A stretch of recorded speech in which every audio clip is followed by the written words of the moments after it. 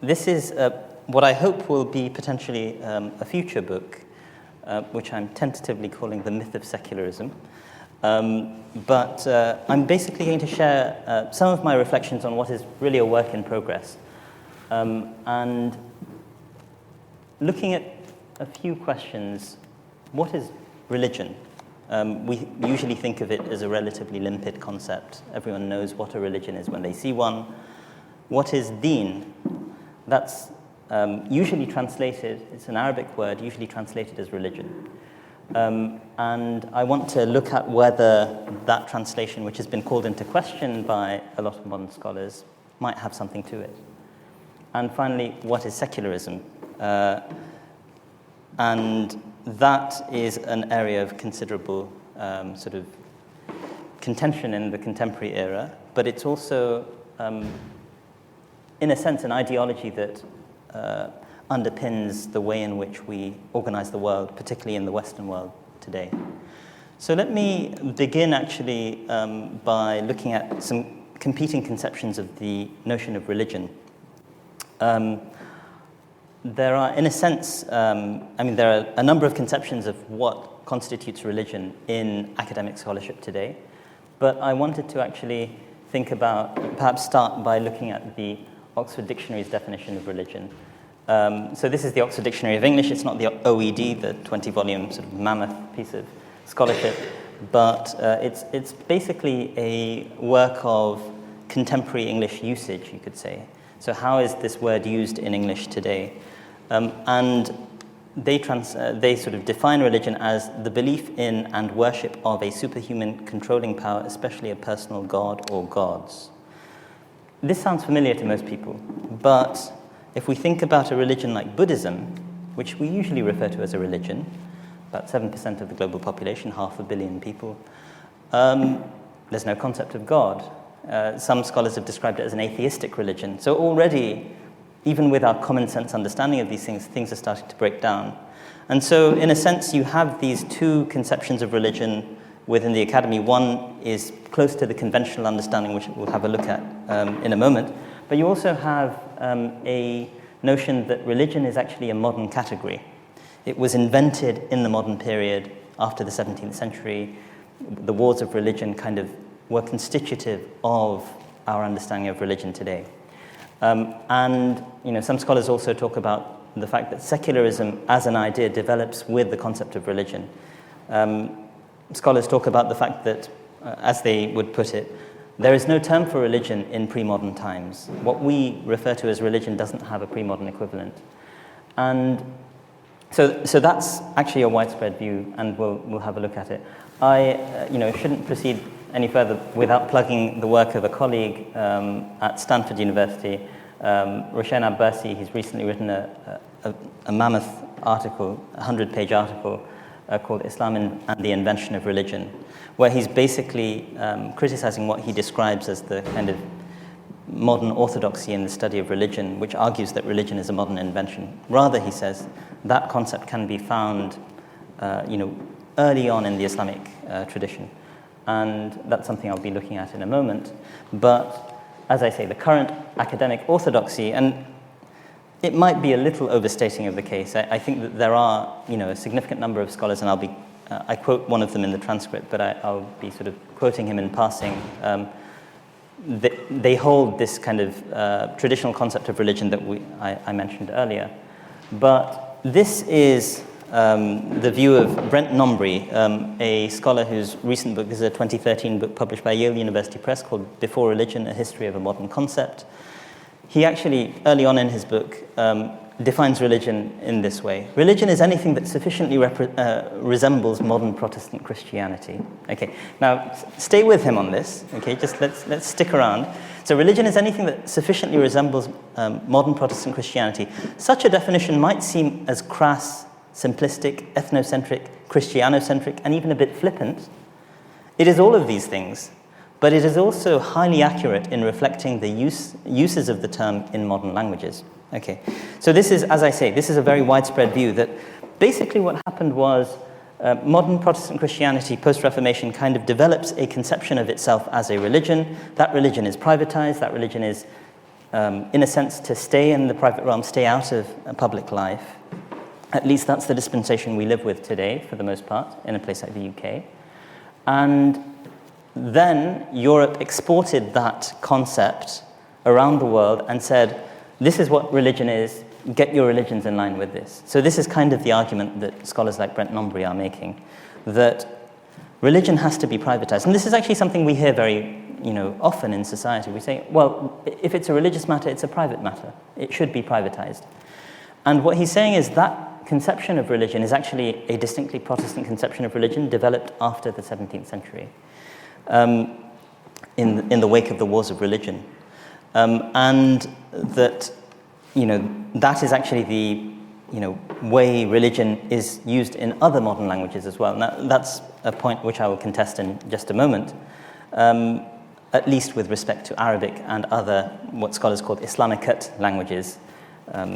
Scholars sometimes make a distinction between Islamic and Islamicat. And Islamicat is basically a reference to what you could say the secular components of a Muslim society, which are in some way imbued with the values of Islam, but are not really part and parcel of the religion. I'm already using the category of religion there.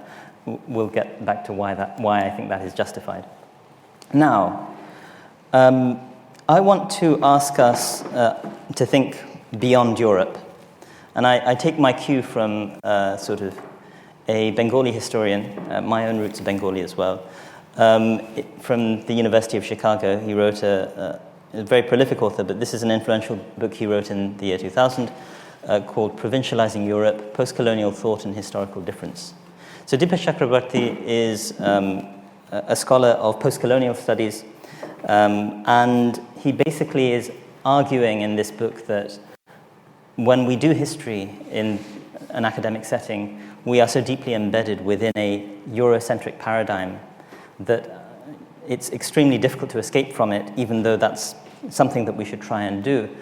So the very concepts that we're using, etc., are deeply embedded within the conceptual universe of Europe and, in a sense, its descendants in a place like the United States.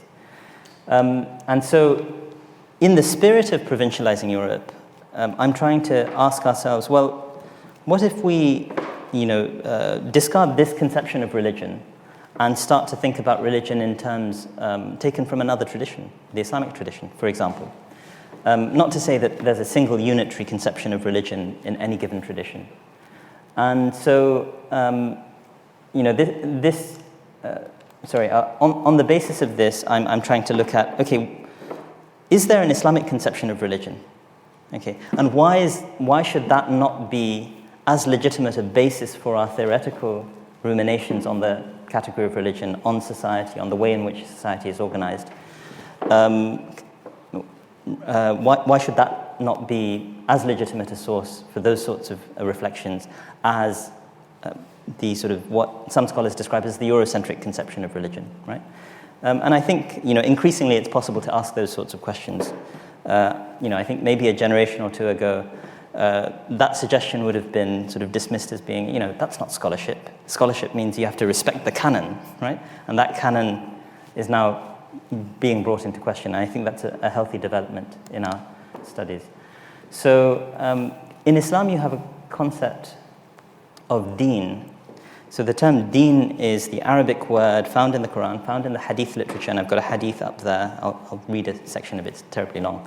And that term is usually translated as religion in the modern period. Okay, it's not always been translated as religion, but in a sense, a language shifts over time. There's something to be said about that. But what I've got on the screen is actually a hadith, a statement that is attributed to the Prophet, which Muslims generally will consider to be authentic in this particular case.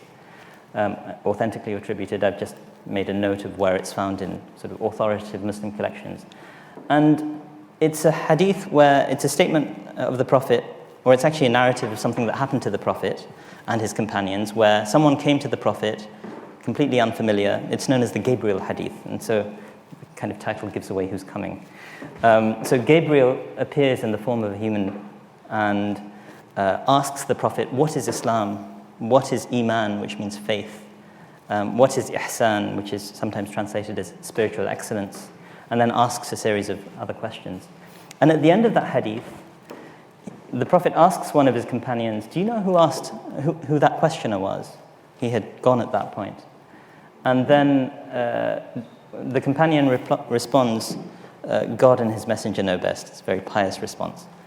And the Prophet responds, فَإِنَّهُ جِبْرِيلٌ أَتَاكُمْ يُعَلِّمُكُمْ دِينَكُمْ. That was Gabriel. He came to teach you your deen.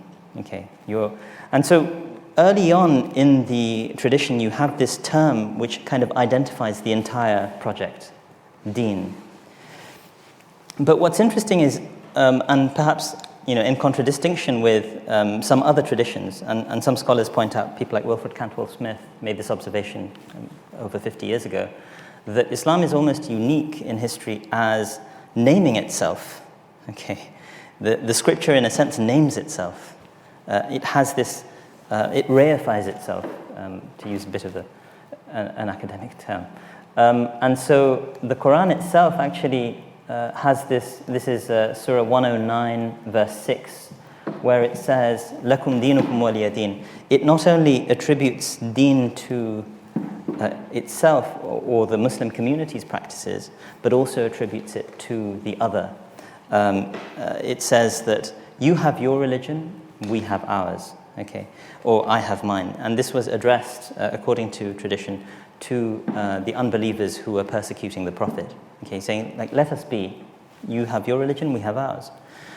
So the Quran, in a sense, uses this word, and this is just one instance, but throughout the Quran, this term is to be found to, in my estimation, rather transparently refer to beliefs, norms, practices that a given community adheres to, whether it be approved or disapproved by God. And sometimes it refers to the deen or the religion of Muslims as Deenul Haqq, the true religion. So it will sort of make those sorts of claims. But it's interesting that concept is, in my estimation, very transparently present in early Islamic scripture. And this should disrupt, in my view, what Rushayn Abbasi calls the orthodoxy that has formed about the notion that religion is actually a modern category. Okay. Now, I'm going to change gears now and think about secularism for a moment. Okay. What is secularism? Another of these concepts, as I say, we all think we know what it is, but when we start to sort of explore what it means, it's difficult to pin down. And so, philosophers sometimes call ideas like this essentially contested concepts, concepts where people are, arguing about the very essence of the concept itself. Democracy. You could say Britishness. Like, what is Britishness? And so secularism is often viewed as the separation of church and state. That's one very popular definition, something I'll come back to towards the end of the lecture. And Charles Taylor in this really, it's an award-winning book, A Secular Age, and it's a huge book. I think it's 900 pages. It took a long time to finish reading that. But Charles Taylor has suggested that secularism should better be understood as managing pluralism, a kind of neutrality between different competing religious claims, for example, on the part of the state. So the state should be a neutral umpire between different sort of perspectives. But as I say, secularism is a contentious topic. How do we define secularism? Talal Asad, the chap whose book is on the left, an influential anthropologist of the secular. So he's an anthropologist who's, instead of looking at sort of traditional societies, he said, well, what does an anthropology of secular societies look like? And he says secularity is a distinct product of European history, and he's one of these people who describes religion and secularism as Siamese twins, for example. Charles Taylor, I've already mentioned, talks about sort of neutrality, and he also highlights that secularism is about sort of the prevention of the persecution of minorities, for example, the recognition of pluralism as acceptable, managing pluralism. And then you have, I think this is a relatively conventional view, but one which has been brought into question increasingly. Aziz al-Azma, a scholar, I think he's in Budapest at the moment, but he describes secularism as kind of a natural product of history. So history kind of tended towards secularism, And he's a very sophisticated scholar, but it strikes me as a tad teleological. It's kind of history arrived at its conclusion with Europe for some reason, according to that view. And I would sort of question that kind of a reading. But what about secularism beyond Europe as well? So I'm sort of going a little bit, perhaps a bit backwards, in a sense, I've already mentioned Deepesh Chakrabarty's Provincializing Europe, and so what I'm suggesting here is that account of secularism as sort of emerging and kind of reflecting natural historical development, whereby all societies, as they mature, as they advance, as they progress, they will secularize. This is a very widespread assumption within the sociology of religion as well. And so, in a sense, in accord with that sort of an understanding, I want to sort of go back slightly and mention Bruce Lincoln as another person who upholds a conception of religion which is relatively conventional in that way. And he describes religion as consisting of 4 components, the most important of which I want to highlight is a transcendent discourse. But it also is... And I want to highlight Bruce Lincoln's definition for 2 reasons. One is, let's think about religion, but let's think about, how this might even apply to the concept of secularism as well. So Bruce Lincoln, a scholar at the University of Chicago as well, wrote in this book, made an attempt to define religion, and he's a very sophisticated scholar, one of the finest scholars of religion of his generation, but someone who, in my view, adheres to the conventional view that, in a sense, you can attempt to come up with a universal category of religion that excludes secularism as well. So he defines religion fairly extensively. I've summarized it here as a transcendent discourse, a practice, a community, and an institution. Right. So if we think about Christianity, transcendent discourse, the discourse of the Bible. A practice, there'll be various rituals attached to it. A community, the Christian communion, as it were, and an institution, the church. But in my estimation, depending on how you define transcendent, that can define any community. Okay, so if we think about the British, Britishness is a discourse, right? It is also a practice that is regulated through laws laid out through statute or in the form of the British Constitution. Whatever that is, right? A community, I happen to have my passport with me today because I'm flying out tomorrow, but we actually have sort of like these documents with which we can identify ourselves.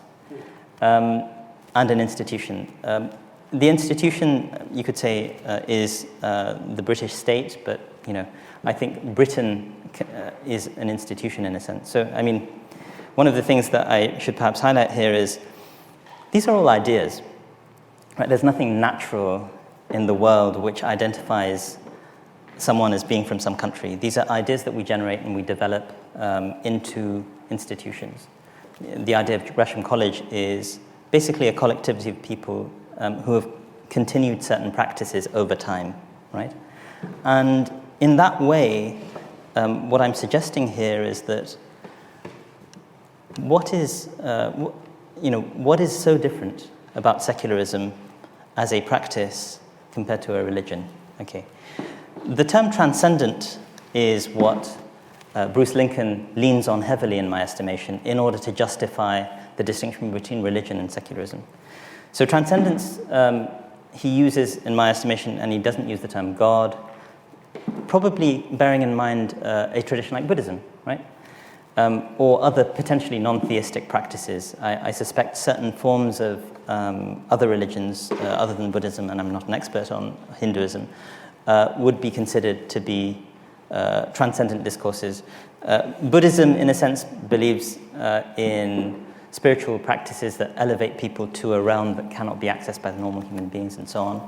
So, in a sense, transcendence is doing a lot of work here.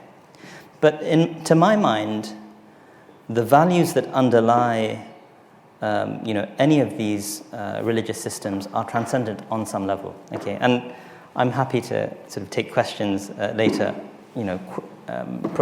querying my conception of this. But what is liberty? What is liberalism as an idea? What is the individual or individualism as an idea?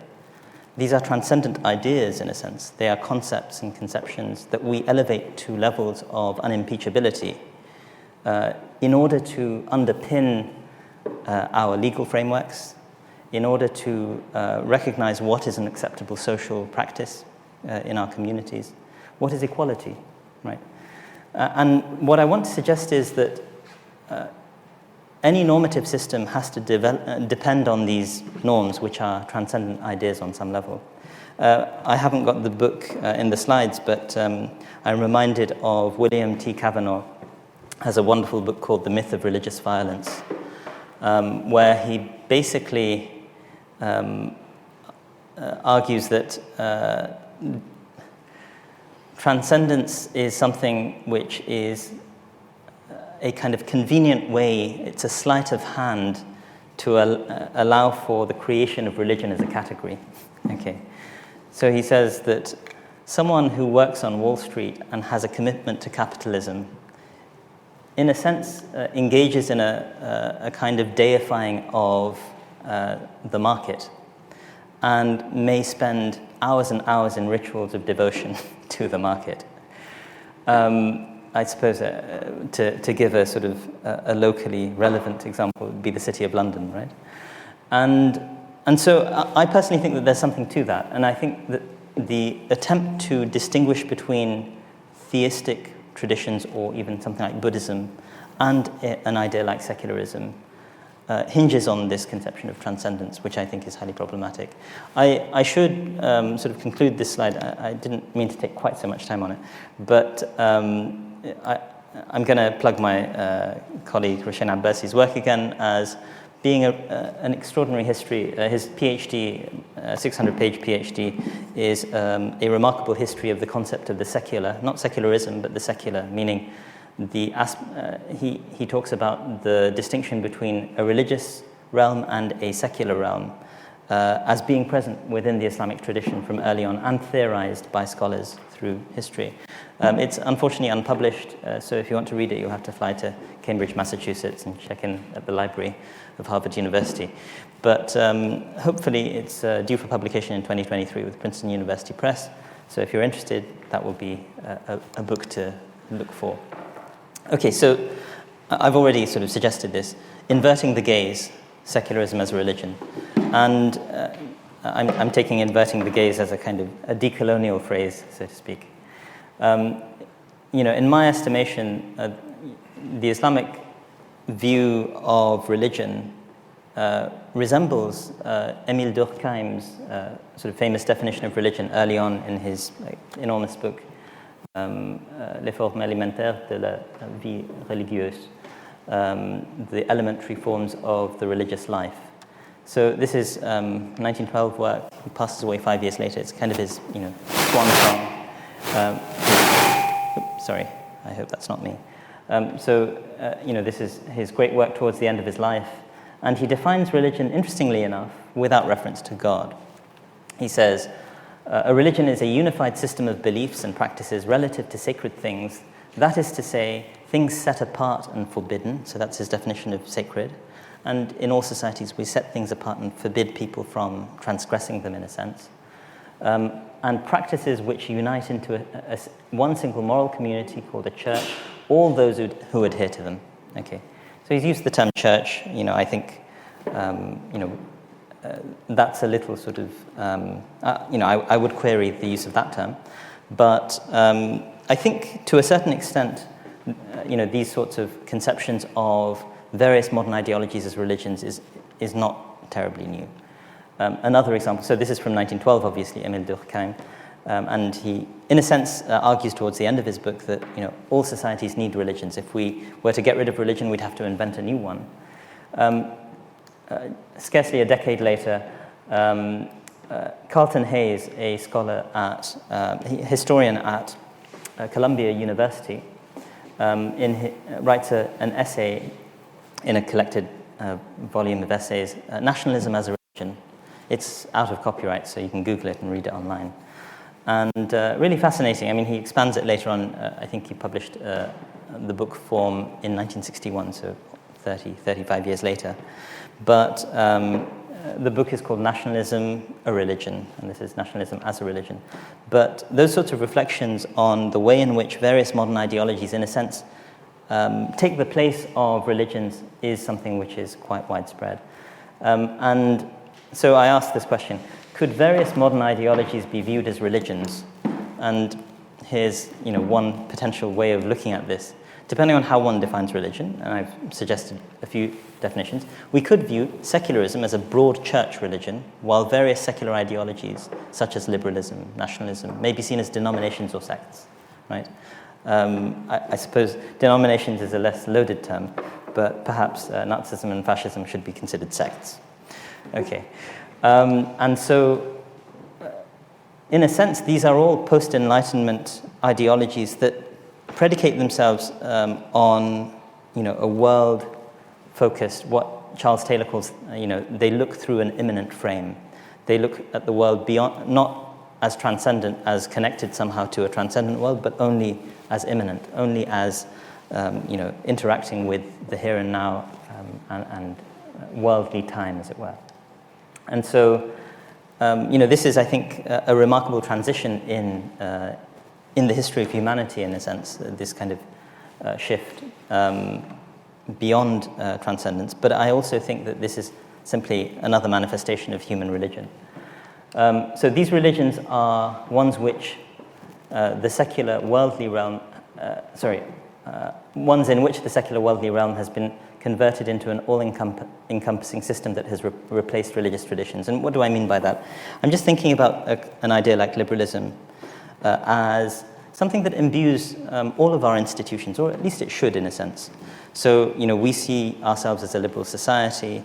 The values of liberalism and individuality, equality, all of these sorts of notions, in a sense, what Charles Taylor, the Canadian historian of secularism, calls the French revolutionary trinity: liberté, égalité, fraternité, liberty, equality, and fraternity. And those values, in many respects, are things that imbue our institutions. They imbue our laws. They are the basis on which we can actually adjudicate disputes among one another. And in my estimation, we engage in philosophical inquiry which can be described as theological with respect to those sorts of traditions. So if what I'm suggesting is a legitimate reading, then we live in a deeply religious age, right? And it sort of subverts our self-image as a secular society. So, in a sense, I mean, this book is slightly unrelated to the slide, but,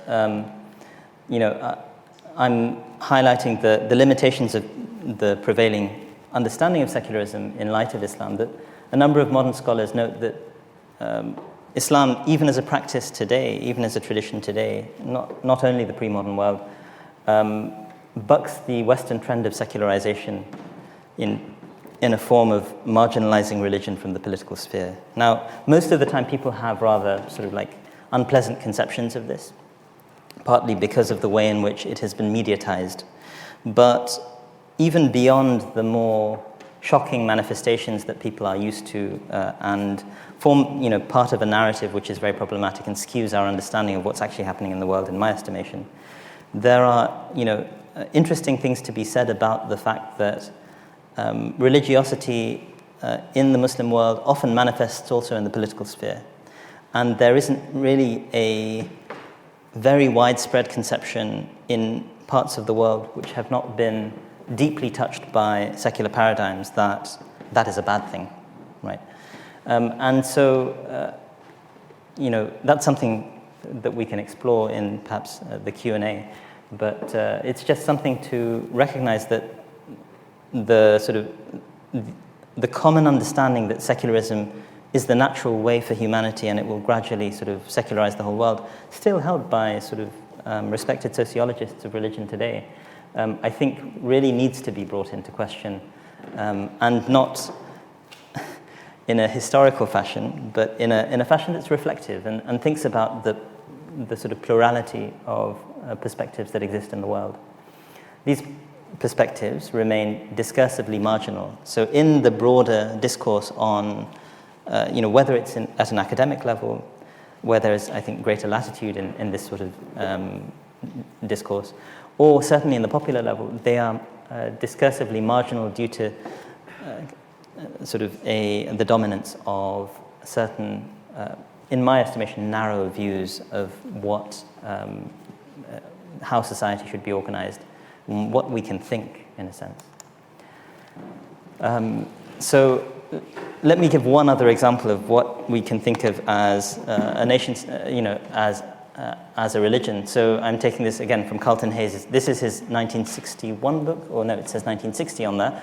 So his 1960 book, and I'm just riffing off of it. This isn't necessarily what he's saying, but I'm just saying, why don't we think about modern nation states as kind of these religious entities of sorts? They have sacred histories. All nation states have founding myths. Why are we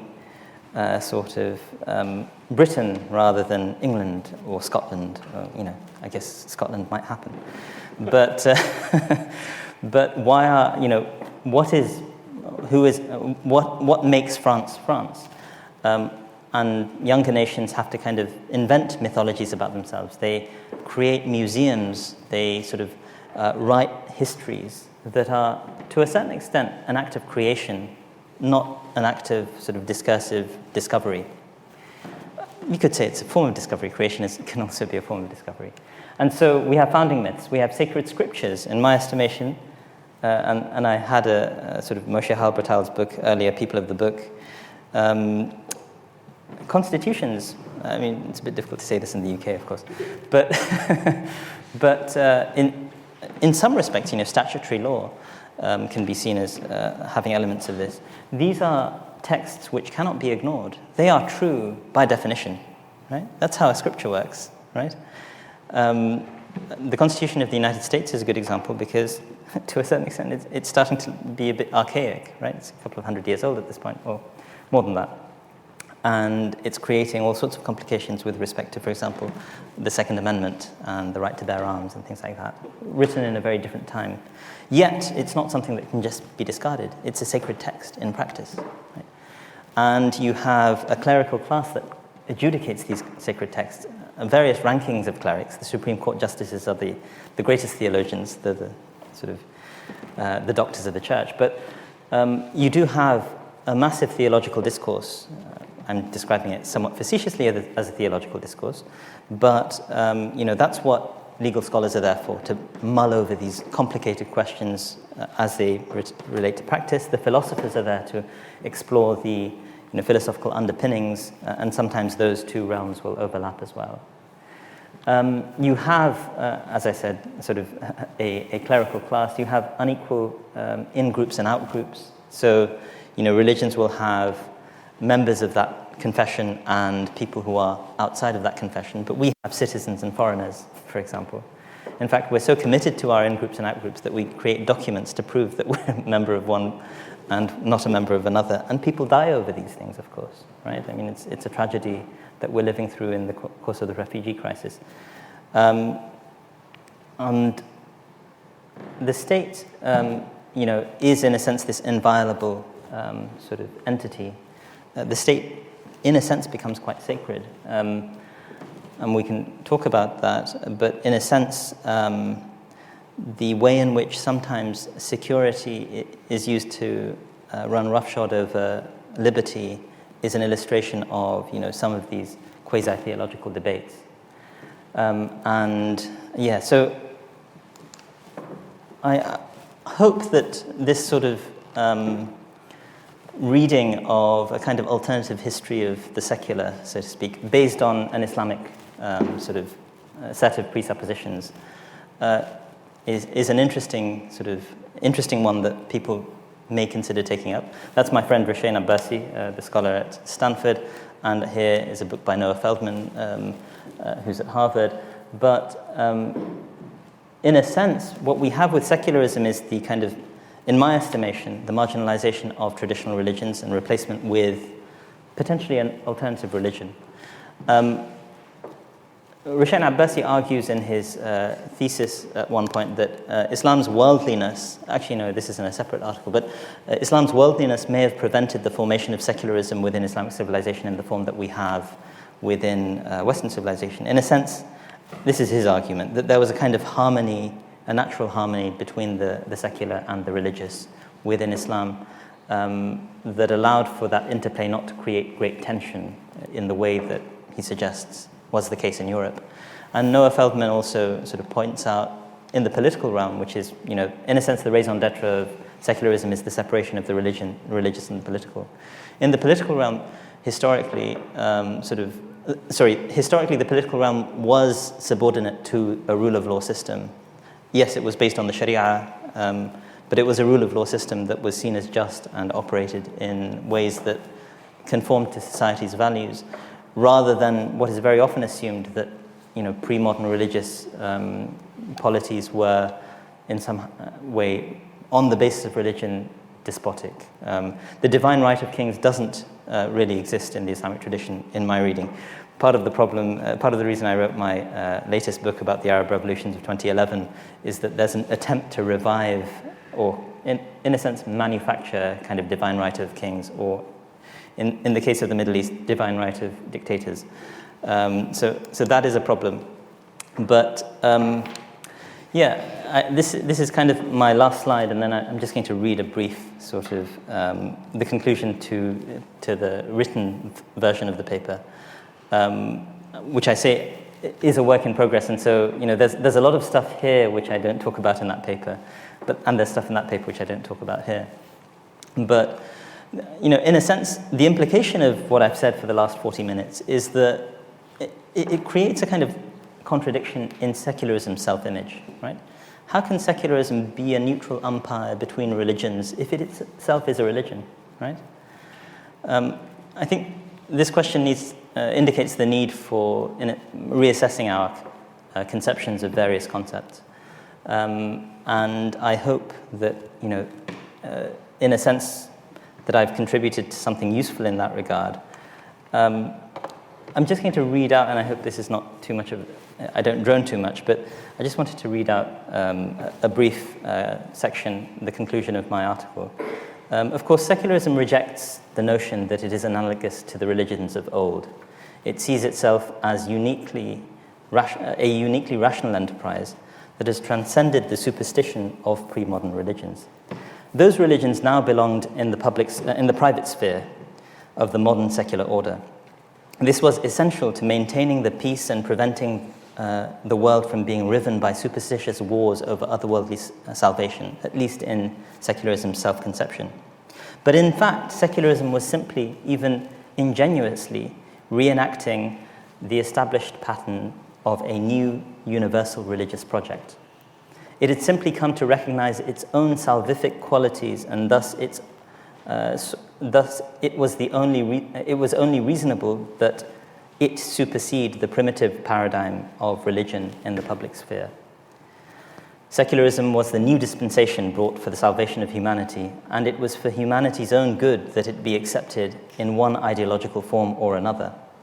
Yet, unlike a religion like Islam, whose scriptures offered the ostensibly unbeatable claim that God had sent Islam as the final revelation through the final prophet to end all prophets, that's the Muslim belief that the Prophet Muhammad was the final prophet. Unlike that, secularism could make the claim that it had in fact superseded the category of religion itself. This was in many ways a masterstroke of self-legitimation, for it cleared away all the traditional competitors for authority in the public sphere. By masking itself as transcending religion, secularism has arguably found a means of legitimizing itself that has proven remarkably effective. It has called for religion to be largely removed from public life, except in a symbolic or vestigial form. In doing so, it has rendered the public sphere a realm over which it exercises a monopoly of legitimate violence. Yet, I have tried to suggest, as I've tried to suggest over the course of this presentation, there is a deep contradiction at the heart of secularism as it stands today, namely that it upholds the principle of separating religion and state, or in more recent articulations, upholds the state's neutrality or equidistance between all religions. But if secularism is indeed itself a religion, then the claims that the secular state is separate from religion breaks down. And I ask the question, how can the secular state be neutral between religions if it is governed by the rules of one particular religion, namely secularism? I don't have the answer to these questions, versions of which have been posed by certain Christian scholars for some time now. But I do think posing such questions from an Islamic perspective is important in helping us recognize the need for our society to acknowledge that the conversation in these areas needs to be broadened to include a wider range of viewpoints that better reflect the people who make up our increasingly diverse societies. The conversations these kinds of reflections might open up can be enriching and mind-broadening in many ways, and I hope will foster greater mutual respect and understanding. If what I say contributes to such an outcome, I will consider the job of this brief presentation to be done. Thank you. If secularism is a religion, what should it mean for the separation of religion and the state, in your view? Oh my. I hope my conclusion made clear. I have no idea. No, I mean, I think we need to have conversations about this because it does make things a lot more complicated, in a sense. And I think that, that claim that I have presented, and I've not presented it as, the truth, but I'm presenting it as a claim that secularism is a religion, opens up opportunities for conversations and discussions rather than, giving us any answers, to be honest. And I think that, that's the opportunity that we should embrace at this point in time. I think it will make for a very interesting and mutually respectful conversation. Thank you for a fascinating lecture. Thank you. I have a number of questions, but you're glad I'll keep it to one. Thank you. Where in secularism or religion does morality come in? I think it's been subtext there, actually. Right. But is there a universal morality that can be obeyed? Right. That's an excellent question. I mean, yes, it's been sort of implied throughout, and I've used the term norms throughout. So, and in a sense, the enterprise of ethics and moral philosophy, and philosophy more generally over the last century or two, has been trying to address what happens to morality when we lose the traditional sources of that morality, so Christianity or Judaism or any given religious tradition. What I'm suggesting is that actually, and I'm not, it's not a suggestion, it's very well recognized, political philosophy is a species of ethics. It's a species of moral philosophy. When people like John Rawls, the great liberal philosopher from Harvard, wrote A Theory of Justice, he was basically trying to ask, what is ethical for society? How should societies be organized in a way that's ethical? So I think secularism has its own traditions of morality, and liberalism is one such tradition of morality. Religious traditions have their discourses on morality as well. So I think that,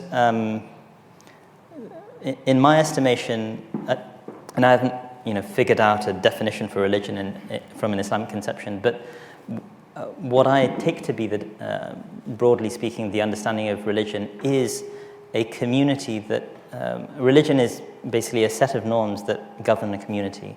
Norms mean that there's morals involved, right? How should we behave towards one another? How should we, so what sorts of laws are intimately tied with our ethics as well. But what kinds of laws should govern our transactions and interactions with each other? And so, I think religions were that source historically, and secularism in its various dispensations, liberalism, and forms that we might not like so much, communism and so on, will have their moralities as well. Yeah. And I think we need to recognize, of course, that there's a diverse array of moralities out there. The question of universalism is a difficult one. Yes. I mean, one classical and perhaps dominant Islamic perspective was that a virtually relativist one, which was to say that, you cannot really know what is right or wrong without the guidance of God. I think that that's somewhat problematic personally, because then how do you know how to accept what God gives you? Is that right or wrong, right? So, but those are interminable debates. Anyway, so I hope that answers the question somewhat. Would you say that the periods of political Islam revival, the 1970s and 2010s, actually represent a wide rejection of secularism within the Islamic world, or do times of perceived Islamic revival merely represent Islamic influence coming from the background to the forefront of society? It's a very thoughtful question, actually. So the sort of what's referred to as political Islam, a term which I think reflects, and scholars are increasingly noting this, that even that label reflects a kind of Eurocentric paradigm, because you have to give a special label to a religion that has a political component, right? But, I think that it reflects not necessarily, I mean, what is secularism? A lot of the groups that are labeled as political Islamists are, pro-democracy.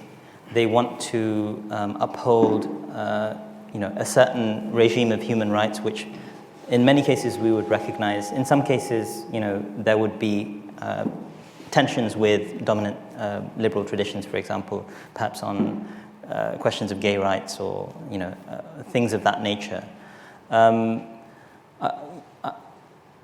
I think that there are, it's too simple to say it's a rejection of secularism. Secularism is an entire tradition.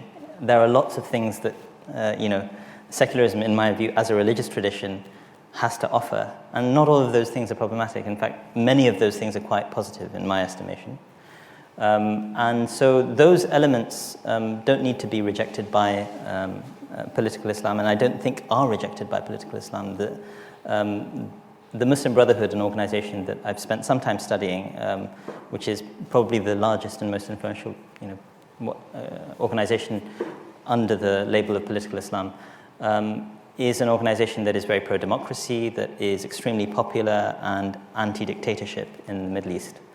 And that's why they are hated by the secular autocrats. And the secular autocrats sell themselves as secular to the West. They're not actually any more secular or less religious than the Muslim Brotherhood.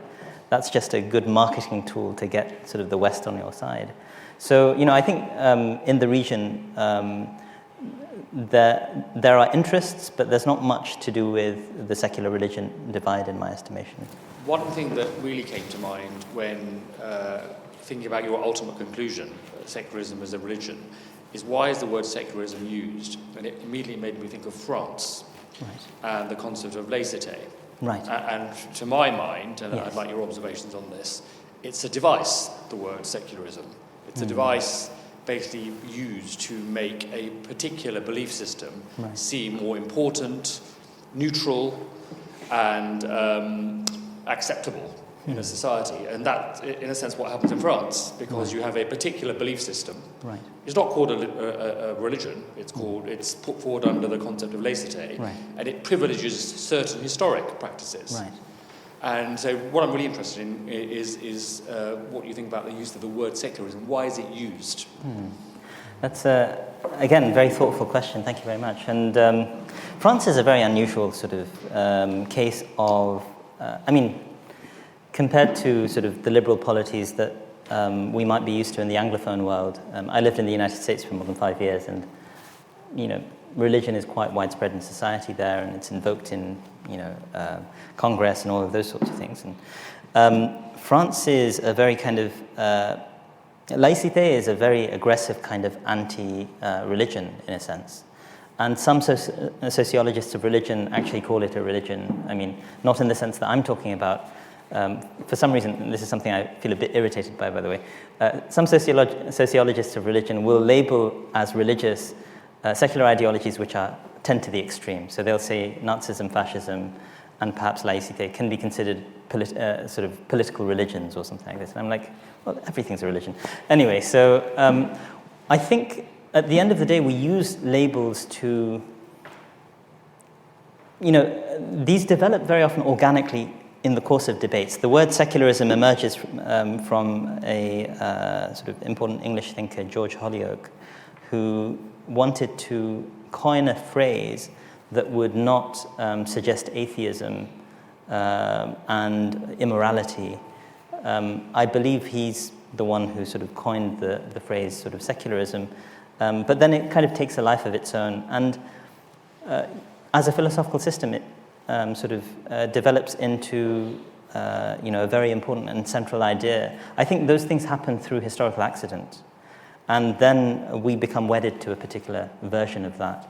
So I'm not sure that there's a particular sort of effort to engineer something by using a particular word. I think whatever word has ended up representing what we think is appropriate, an appropriate ideology or appropriate philosophy, an appropriate religion, we will then argue is the best thing since sliced bread, right? And therefore we must uphold it. And if you're not upholding it, we need to somehow marginalize you and show society that this is not acceptable. All societies do that with their core concepts, right? And so, I'm not sure it's particularly unusual to secular societies. I hope that answers the question somewhat. I can remember when I did my first degrees a long, long time ago, and there's a theologian, R.C. Zane, who wanted to encompass a whole variety of different theistic and non-theistic views, including dialectical materialism. Right. So the thinking of Marx and Engels is materialist in the sense of the material world is all that counts, and man is the highest evolutive matter. But he wanted to call it a religion. Right. Would you want to include that yourself So in this broad conception of what religion might be, theistic or non-theistic? Yeah. So I mean, as you can see, I'm quite sort of liberal with the label religion, no pun intended. But what's interesting about dialectical materialism is that even someone like Bruce Lincoln, who holds this sort of notion of religion as transcendent, in a footnote in that book, argues that, it might be reasonable to say dialectical materialism, given their certainties in this sort of like, in the ideas that they've generated, can be considered a religion. But again, for me, this is one of the things that irritates me slightly, which is that, why make a special case of bad things as religion, right? that's my. So I think there's a kind of prejudice, in my estimation, in the way in which certain things are called religion because there's something wrong with them. They've come into the political realm. That's a Protestant prejudice, so to speak, that is post-17th century, for what it's worth. You disagree with most of it. Great. I don't really think that secularism can be defined as a religion, right? Because it doesn't have the normal characteristics of a religion. It doesn't have a catechism or a membership category or rituals. It's not a religion, it's a principle. Now, I don't have a religion, but I'm a secularist. But if I had a religion, I'd also be a secularist, because I do believe, as a principle, in the separation or the neutrality of the state and its institutions. So I don't think that religion should have a special role in the functioning of the state. That's all that secularism is. So the examples you give are really, secularism grew out of conflicts within religion, not between religions. Whereas the Islamic societies you describe have always been almost wholly Muslim. Not always, but mostly have. And secularism, even before the Edict of Nantes and so on, had a history. There were many empires which were, broadly speaking, secular. They left people to their own devices. They did not interfere or force conversions, etc., etc. So I'm not saying they're secular, but they were in some ways secular.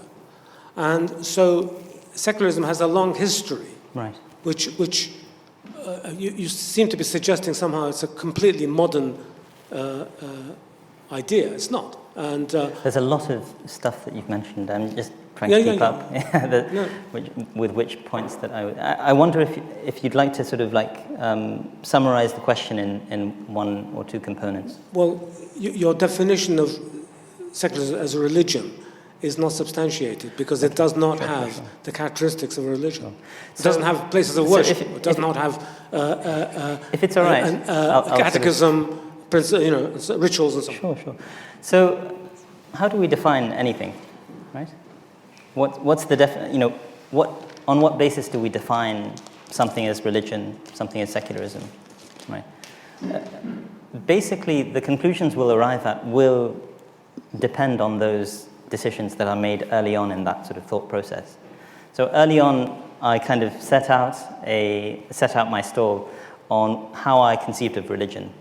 And religions are basically, broadly speaking, about norms that allow for the cohesive existence of a society. If I define religion on that basis, then certainly I can call secularism a religion.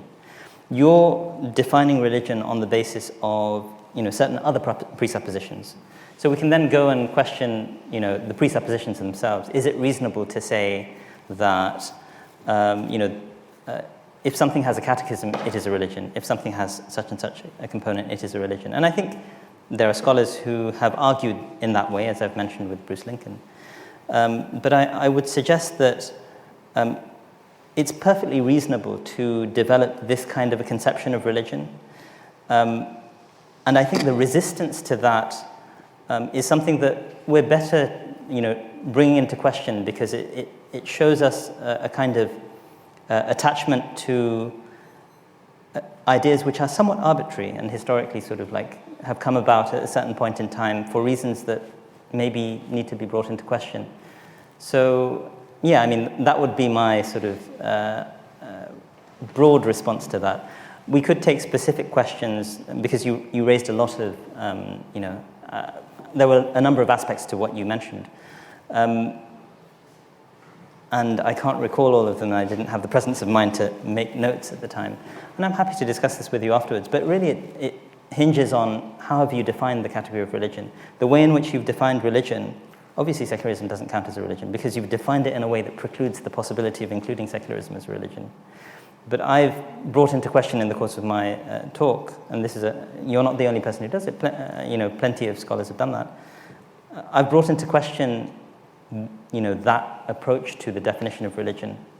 And I think that there are cogent reasons to bring that approach into question. But, this will be hopefully a conversation we can take on after the session. I would just like to thank Dr. Thank you so much for a really fascinating, stimulating evening. Thank you all. Thank you, everyone.